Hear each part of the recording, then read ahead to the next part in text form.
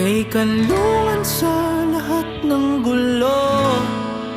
masukal man ang landas, di man tiyak ang wakas ay lalakbayin para lang sumingin ang simoy